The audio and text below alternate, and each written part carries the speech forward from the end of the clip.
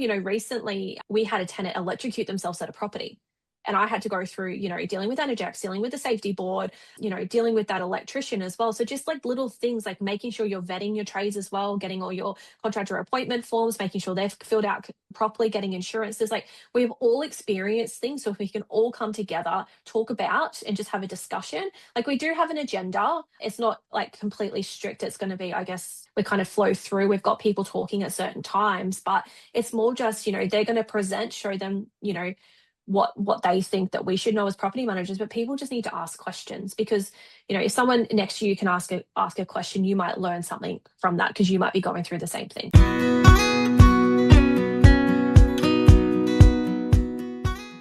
Well, hey there, and welcome back to another episode of the Property Management Podcast. This is the place where we dive into the real, the raw, and the ridiculously important stuff happening in our industry. And if you ever found yourself knee-deep in maintenance mayhem, juggling quotes, chasing trades, fielding complaints from tenants, and just simply trying to keep your property owners happy, then buckle up because today's episode is for you. And let's be real. Maintenance is often one of the biggest stresses in property management. It's time-consuming, it's chaotic, and if you get it wrong, it can cost your investors thousands of dollars and your agency as well. Yes, agencies can get sued if you haven't done the right thing when it comes to maintenance, whether that's reporting it, whether that's dealing with it in a timely manner or not.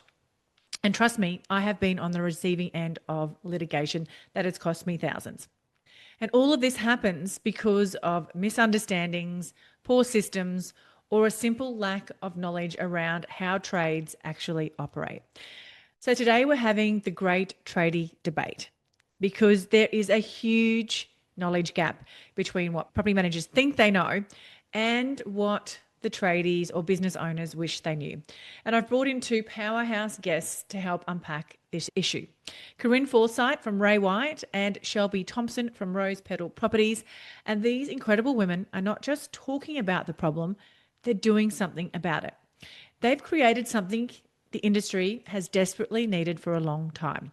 It's called the Trade Education Masterclass, and it's an exclusive hands-on training event designed to give property management teams the skills, knowledge, and confidence to work more effectively with trades and ultimately save our investors thousands of dollars and our agencies from litigation as well. This isn't just theory. You'll be hearing directly from plumbers, electricians, QBCC, licensed maintenance contractors and builders, cleaners, drug decontamination specialists, tax depreciation pros, as well as others. And they'll all be sharing their insider tips on how to help you deliver a better service to your property owners and tenants while protecting the agency along the way. So whether you're brand new to the industry or you've been around the block, this event will leave you with practical tools, legislative clarity, and stronger trade relationships. There's a link in the show note to book your ticket, so make sure you head there. And if you are listening to this after Trade Masterclass, then please reach out to Corinne or Shelby direct, and they'll be happy to share some of their connections and resources that they've put together for this masterclass with you. So let's dive on in to the debate and hear what really goes on behind the scenes between trades and property managers, and more importantly, how we can fix it. Corinne and Shelby, welcome to the Property Management Podcast. I am super excited to have both of you on. We're having a little bit of a different chat today. We're going to have a little bit of a debate. We're going to call it the Great Tradie Debate. And trades and maintenance, it is a bit of a pain point in property management and for property managers. But before we dive in, can both of you just give a little quick intro about yourselves and how you got started in property management? We'll start with you, Shelby. So my name is Shelby, obviously. I'm the director of Rose Petal Properties that is about 18 months old now. I've been in property management for the last 12 years. And yeah, that's me in a quick nutshell. Beautiful. Corinne? Well, yes, I'm Corinne. I am head of property management at Ray White Beanley, and I feel really old when saying this, but I've been in real estate for 17 years now. You do not look old enough, either of you, to have been in the industry that long. And good news is it hasn't aged you either. You both look amazing. So let's start off with this topic, the great tradie debate. And just feel free after I ask this one of you to jump on in. So what are some of the most common mistakes or misunderstandings that you see property managers making when it comes to maintenance requests or tradie communication?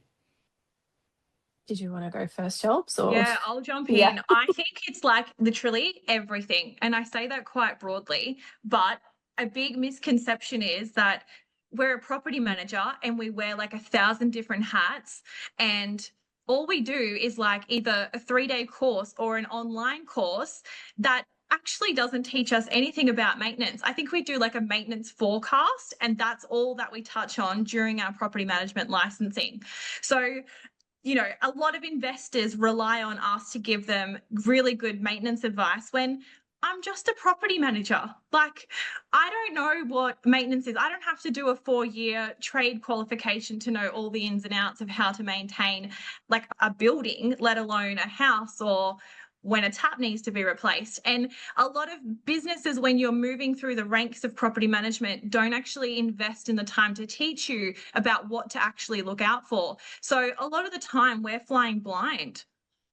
Absolutely. Corinne, what do you think is, do you agree with that? Because if we don't, we're expected to understand a lot. And if we make a mistake, it can cost our landlords and investors thousands and thousands of dollars, which we've all probably witnessed in our careers. Yeah, 100%. And like even looking back to when I first started in property management, I moved from front desk into a routine inspections and maintenance manager role, and I had absolutely no training. Like not I didn't really luckily for me, I know how to go out there and source my own training or ask questions and make relationships with trades, but some property managers are also too scared to pick up the phone and make that relationship with the trade, because really you should be able to have like your key 5 trades that you can call and ask a question to make sure that you are giving that right advice to the client. But a lot of property managers are just flying blind, or they'll have a tenant request come in, they won't troubleshoot with the tenant, and they just will flick a work order straight off to the tradesperson with little to no information for the tradesperson to begin with, and just expect the tradesperson to go out there and just fix the problem, which then, sometimes with a bit of troubleshooting, there might not actually be a problem, and then the owner's just being charged a call out fee for nothing. That was going to be my next question. And I guess, Shelby, you can dive in and just add to what Corinne was saying then. What do you think property managers need to do when it comes to troubleshooting maintenance? I think following on from what Corinne just said, like having that relationship with your trades is really important, because you should be able to pick up the phone and go, hey, I've just had this weird one. Like, which way do I need to go? And like a lot of the trades that we partner with, they actually give us like troubleshooting guides so that you can literally have something next to your computer screen and you can literally follow the roadmap of how you should handle a situation. But a lot of it does come down to like life experience, and I call it situational learning, property management and maintenance. It's situational. You sometimes have to go through it to be able to learn how to handle it next time. And that's exactly what maintenance is, because there's so many things from what a 20-year-old house would have that a brand new build is not going to have the same. Look at all the different hot water systems, for example. How do you know what to troubleshoot to begin with if there's so many different options? So yeah, it's a bit of a funny one. Yeah, and I It's education, right? well, exactly. But then there is a fine line as well. Like we are not expected, like you said, to understand, the intricacies of the electrical work or that is required, or, a toilet issue or something like that. But we need to have some sort of basic understanding of the types of maintenance we can expect in property management and the responses or the right tradespeople. Have you ever had those situations where you actually don't even know what trade to use for a maintenance? Can you think of any off the top of your head? 100%. I don't think it's like this. I'll tell you a quick story. I was actually 5 years into my property management career before I knew that a rust spot on a flexi hose, either on a basin or a toilet, is a sign that flexi hose is about to burst and the flexi hose is connected to the mains. So I was 5 years in before I learned that. And I was in building management. So I was dealing with flooded apartments all the time because flexi hoses weren't being checked correctly. And that could have been prevented.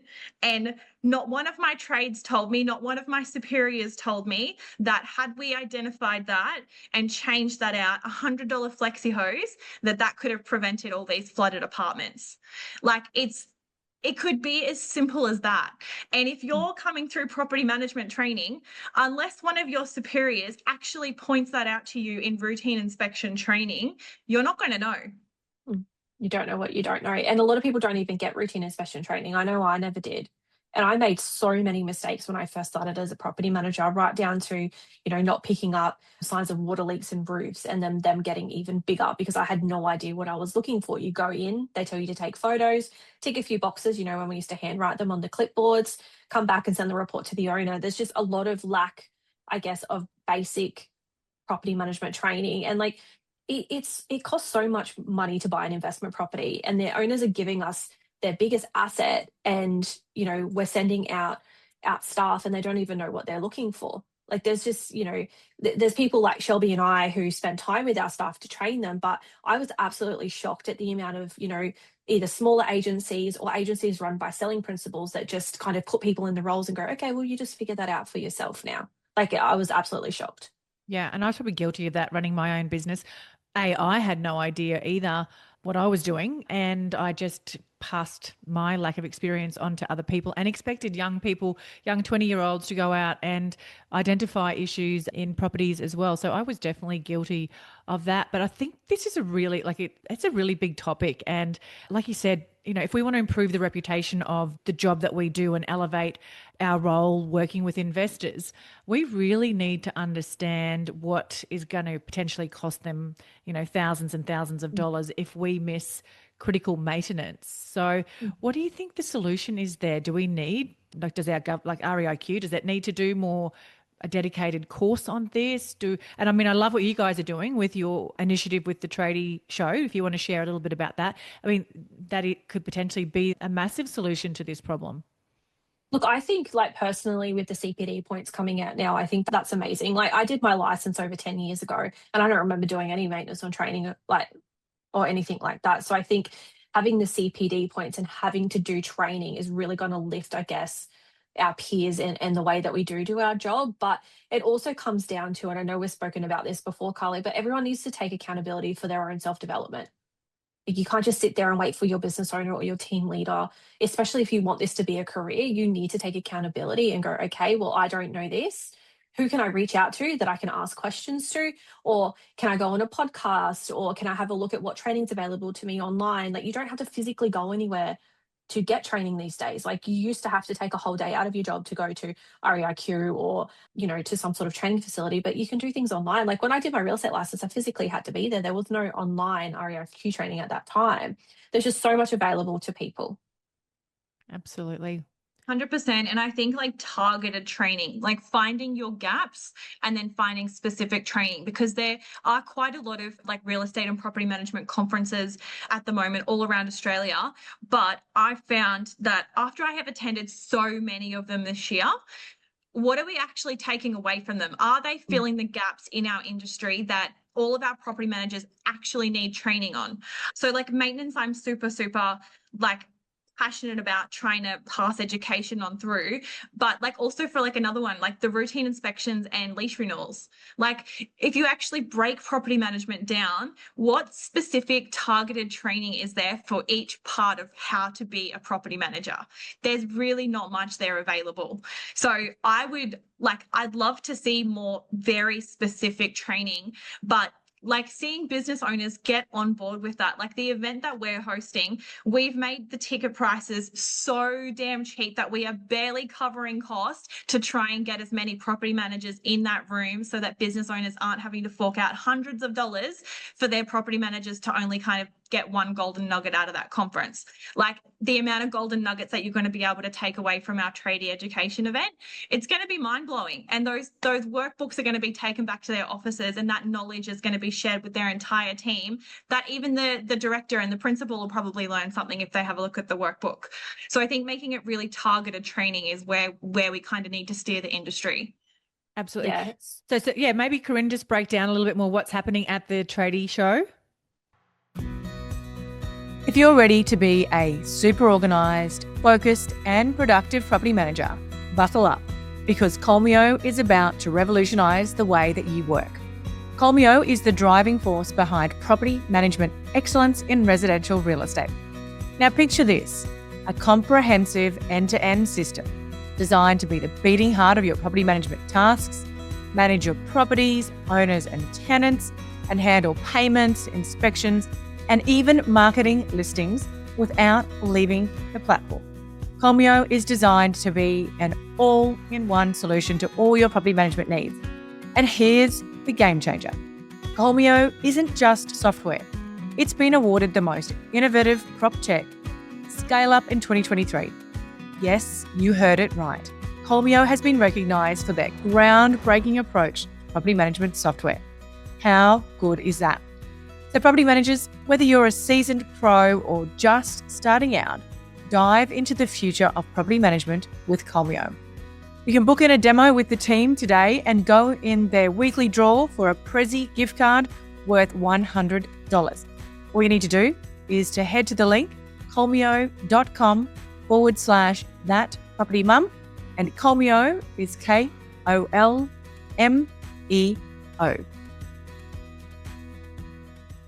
Yeah, well, like Shelby said, we have organised the day that is, I think we've got 9:30 till 2:30, I think it 2:30, is. yeah.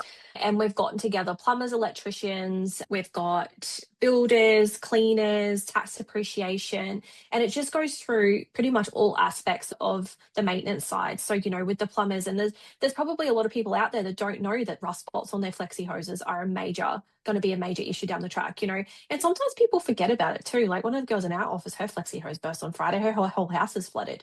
And, we work in property management. So it's just, I think it's education and people being able to ask questions. So making sure that we're having a room that, if someone asks a question, there's no judgment. People feel that they can actually speak up, and being able to, ask the electrical issue, talk about whatever they've got going on in their office maybe as well. Recently we had a tenant electrocute themselves at a property. And I had to go through, dealing with Anajax, dealing with the safety board, dealing with that electrician as well. So just like little things like making sure you're vetting your trades as well, getting all your contractor appointment forms, making sure they've filled out properly, getting insurances. Like we've all experienced things. So if we can all come together, talk about and just have a discussion, like we do have an agenda. It's not like completely strict. It's going to be, I guess, we kind of flow through. We've got people talking at certain times, but it's more just, they're going to present, show them, what they think that we should know as property managers, but people just need to ask questions, because if someone next to you can ask a question, you might learn something from that because you might be going through the same thing. Yeah. I think anyone listening, if there's this mindset a lot of times in our industry where I'm too busy to learn new stuff. But I think, this is a great opportunity for PMs to go from being reactive to proactive when it comes to maintenance and working with the trades as well. So I think it's absolutely brilliant. And I think, if and everybody will take lots away from it as well. It's a whole day event, and we've made the tickets as cheap as $40. Some people spend more than that at the pub for lunch. So it's like, you get a whole day, you get to network with people too, which I think in this day and age with property management is extremely valuable, because when you are stuck on something, you have that person that you can call. Like I know sometimes if I'm stuck, I'll message Shelby and ask for help on things. And it doesn't matter where you work or, if they're your competitor, like it's just mutual trust. We all do the same job. We all have the same stress. It's just good to have that network. And the only way you'll get that network is by getting out of your comfort zone and attending these types of events. Absolutely. Now, Shelby, if you could redesign property manager training from scratch, what would you include to bridge this tradie knowledge gap? Oh, that is such a good question. So I think it's not just around maintenance that I'm going to answer this question. It's property management as a whole. And over the last few years, I've actually not designed, but I set like a training schedule. So if someone's coming in green, I'm like, where do you want to end up? And what's the pathway we're going to take you on to get to that destination of learning every single facet of the journey. So not just saying, okay, you need to just become a routine inspection officer. What does that routine inspection officer actually mean? So again, breaking property management down part by part and focusing heavily until they, are completely competent on every section of it. That's what I would love to see across everything, not just an online course or go and do a day of sending work orders, because it's so much more than that. Absolutely. And I think you really do need the practical element in the way that we run our businesses today. You can't learn it from a textbook. You've got to be out there walking through the property, looking at things, which I think is a lot of agencies don't do. 100%. And like a lot of people know that my mum works in my business with me. She is about to turn 55 and she's done a whole career change. So when I started my business, she came on board with me, and so real estate is completely new to her, and being obviously over 50 years old, she doesn't like technology. So this has been a whole learning curve for her. And she literally said to me, why is there no textbook for property management? Like, why can't I just learn this in a book? And I'm like, it's situational learning, because there are too many facets of things that can go wrong or different situations that can pop up during your day that a textbook cannot explain to you. Like, it has to be living and, doing this every day for you to learn to the best of your ability. Absolutely. What about you, Corinne? If you could redesign property management training from scratch, what would you include to bridge that tradie knowledge gap? I think like Shelby mentioned, it is situational training, but I also think that business owners need to take accountability for how they want their department to be run. So at the moment, I'm working on a booklet that we do hand over to all of our staff, not just our new staff, but it's my expectation on every single task in our business. And it's not a written description on how to do the job, because, people work differently. It's just, these are the key points of what I expect. These are the communication points, and this is the turnaround time in which you should have it done. And then these are the Loom videos on how to do the task if you do get stuck as well. So I think it just comes down to the support and just making sure that when you are going out and you're looking for that career, that you're asking those questions in the interviews too. Because like when we're interviewing people to put them in our team, they're interviewing us as well to see if they actually want to work for us. So I think it's accountability on both ends. But look, I do think that property management from a training perspective, and I don't know if you agree with this or not, Shelbs, but it's all growth based. Like there's a lot of growth based at the moment, which is great. I love BDM training. I was a BDM for a number of years, but there's no lease renewal training. There's no routine inspection training. Like there's not really a lot of that out there. So people are learning off, say, a senior property manager if you're working under them, but that senior property manager could have been in the job for 15 years and does it the way that they think or they've always done it, and it's not necessarily the right way. So you're only learning from the people that you're surrounding yourself with. Yeah, absolutely. So I think it's a number of things. It's situational, it's going out and finding information yourself. But even like there's a lot of property managers out there that have never read a management agreement, a lease agreement. Like you just do those basics and you can have a look through the legislation or go to a Stacey Holt training session as well. And if you know legislation, like we're literally just pass the message on. We don't create the rules. We're just the messenger. Absolutely. And then I guess that's the same with our tradie relationships as well.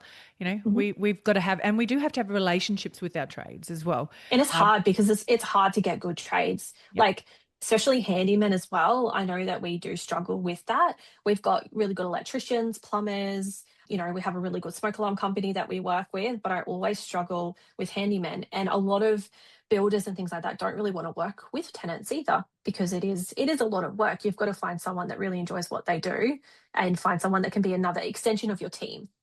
Yeah, absolutely. And there's nothing worse than that maintenance that's been hanging around. I had a fence issue that ended up costing our agency a lot of money. That's the other thing as well. If we aren't understanding our maintenance and we just keep putting off our maintenance, I can speak firsthand that it can cost your agency a lot of money. Most people think that the tradespeople can only sue the property owners, but they can't. They can actually sue the agency as well. And I had a fence issue, which thankfully it was actually one of the Ray White officers at Springfield that we worked together to get the issue resolved. But it was like literally a year and a half later that this issue got resolved. And we've all had those ones that just drag on and on and on.